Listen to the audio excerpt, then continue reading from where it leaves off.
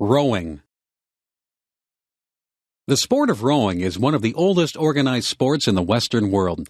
The modern version of the sport was developed mainly in England in the 19th century, especially in the public school system.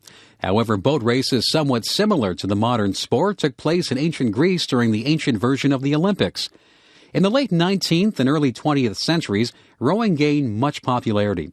The sport was particularly famous in countries with a history of immigration from Great Britain, Canada, Australia, and the United States of America.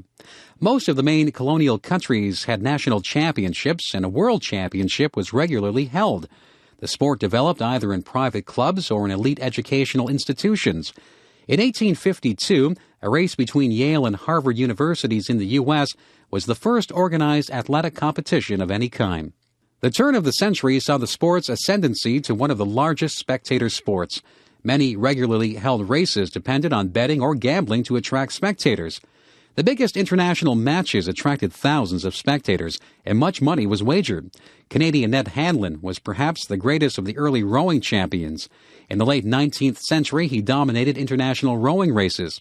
Hanlon also combined his rowing skill and prowess with his own unique brand of showmanship to attract spectators. Hanlon is also known for having invented the sliding seat. His wooden seat, set on wheels, greatly increased his efficiency and speed and gave him a distinct advantage over competitors. Before Hanlon's time, rowers would wipe grease on a wooden platform in the boat and slide over the grease.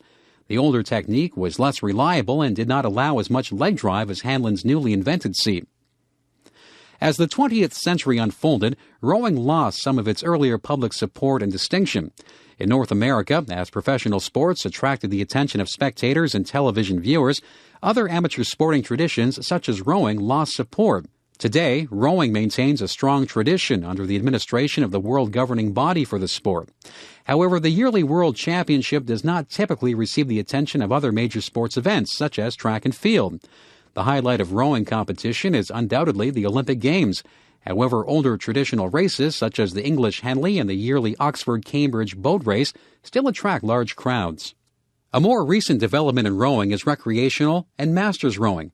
In an attempt to regain popularity in the sport, many clubs in North America are offering less competitive recreational programs and encouraging older masters rowers to participate. This is probably a positive move in at least two reasons. One is that the sport will attract many more participants.